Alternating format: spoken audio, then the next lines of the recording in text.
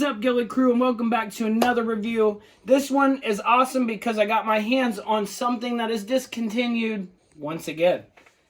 This video is featuring only Airsoft replicas, none that can be modified or turned into a real firearm.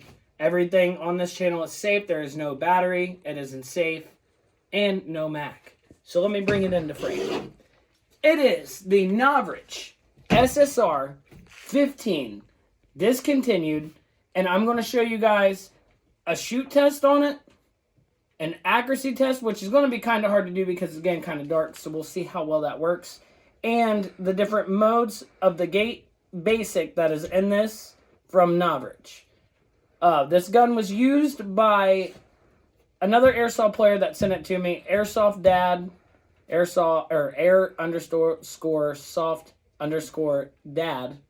He sent it to me after letting local players at his field use it for the past 2 years. The only thing that has been changed in this gun that is not Novritsch related is the bucking, which I'm pretty sure it's another maple leaf in there. But to start this out, I'm going to go over this with an overview and show you guys the pros and cons that I like and dislike about it.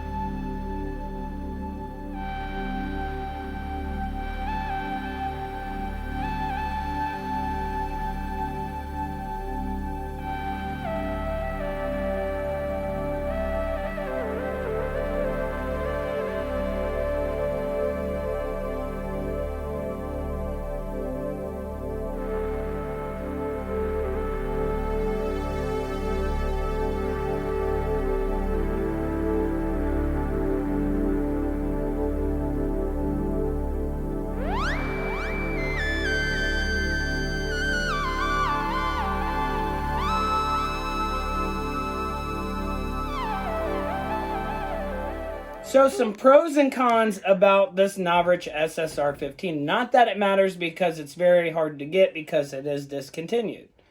The pros of this, obviously the PTS furniture and the M-Lock rail, which is great to not have a key mod in for because those are terrible in my opinion, and finding attachments and stuff are awful. Another pro, he kept that spiral fluted barrel, or outer barrel, which is up there. You guys can kind of see that. I added only the mag pull grip and the optics to this. Like I said, nothing else has been changed. It does the cool little thing right there. It locks in place where you can see that rotary hop up. And it also does the release thing, which is right here. So that no dust can get inside. Like I said, not real. It is only Airsoft. Can't say that enough in these videos. Okay, now we get to some cons of the Novritsch.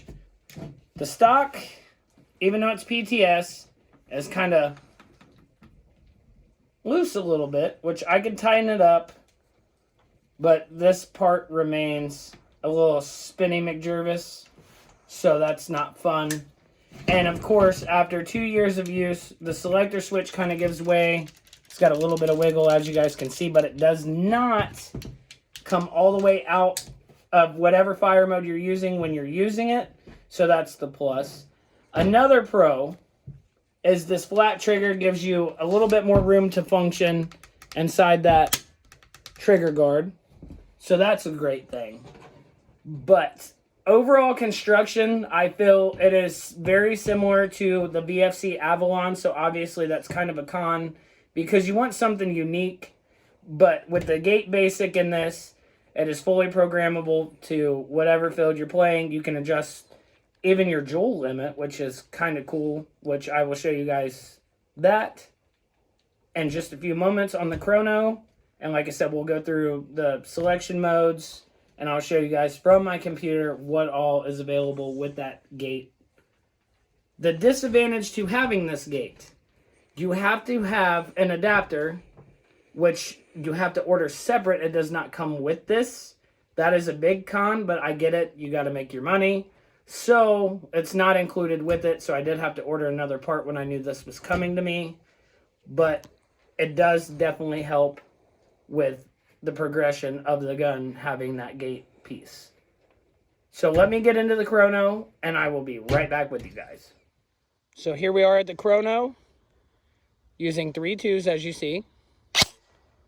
We are at 265, 268, 267, 269, 269, and 267. Now full auto burst. And it has a 21.5 rate of fire. Check that out. Now we'll go into the settings of this gun. So the best part about the Novritsch, once you get that little adapter, which is plugged in right there. Sorry for the wife's horns.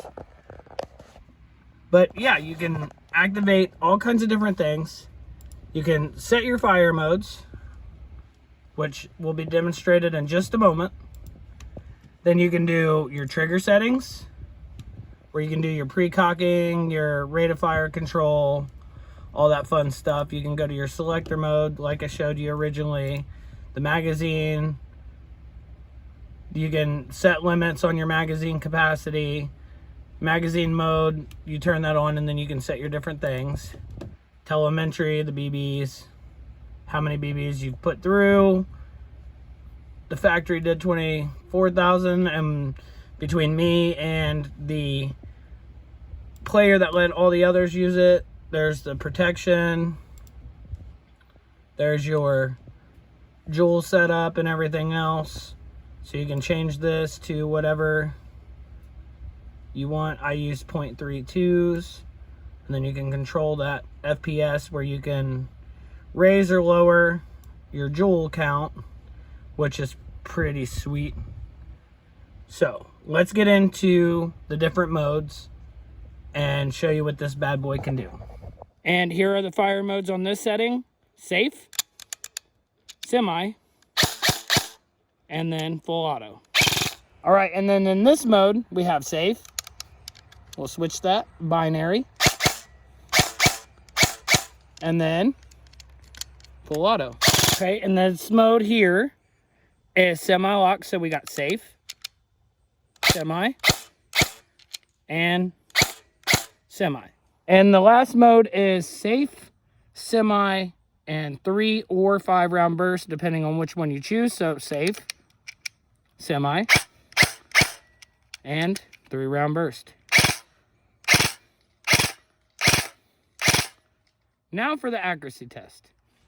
We're just going to do a quick couple shots at it. As you guys see, I'm losing my light, so we got it rigged up down there at the garage. You can go ahead and show the target.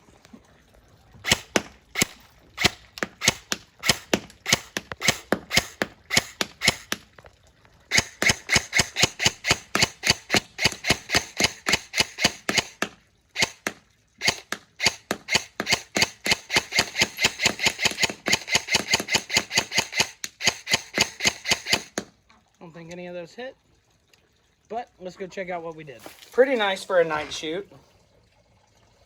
It's pretty consecutive on most part. More on the inside than the outside, that's all that matters. But yeah, yay! So I hope you guys enjoyed the chrono, the shoot test, the overview. Of course, there's always pros and cons with everything. Like I said in previous videos, I am not sponsored by Novritsch or paid for my opinion by him, because I have a smaller community. I just want to make sure that people get what they want out of their airsoft guns. If something's a piece of, well, you know the word shoit or shit, I will tell you guys, because I'm not being paid to sell you products, which that would be kind of cool if I was. So Novritsch, you got a pretty decent gun, too bad it's discontinued. So until next time, guys, I will see you on the field.